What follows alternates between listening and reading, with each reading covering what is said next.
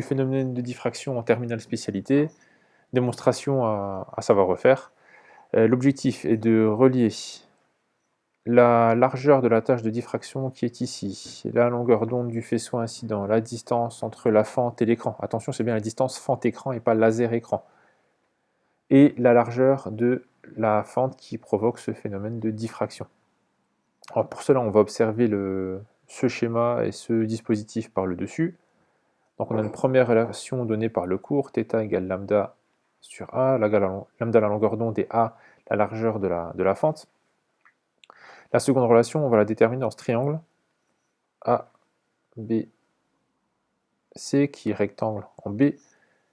La tangente de θ y est égale à, donc θ étant ici, la longueur du côté opposé, donc BC, c'est-à-dire L sur 2, la moitié de la tâche centrale, et divisé par la longueur du côté adjacent, donc AB, et c'est donc la distance grand D.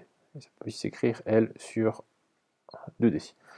θ étant un angle petit, l'ouverture étant faible, on peut assimiler θ à tangente θ.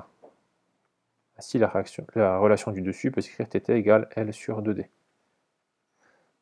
On peut associer ces deux relations en égalisant, vu que θ égale à lambda sur A et en même temps θ est égal à L sur 2D. L sur 2D est donc égal à lambda sur A.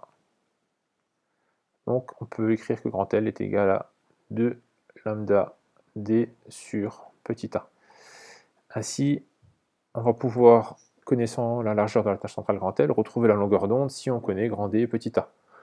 Ou alors, retrouver petit a si on connaît les trois autres grandeurs proposées. Donc on peut retrouver la largeur de la fente utilisée, on peut retrouver la longueur d'onde, on peut retrouver la distance entre la fente et l'écran, et on peut retrouver aussi la largeur de la tâche centrale de diffraction, qui sera davantage une grandeur qu'on va mesurer et utiliser pour retrouver une des trois autres.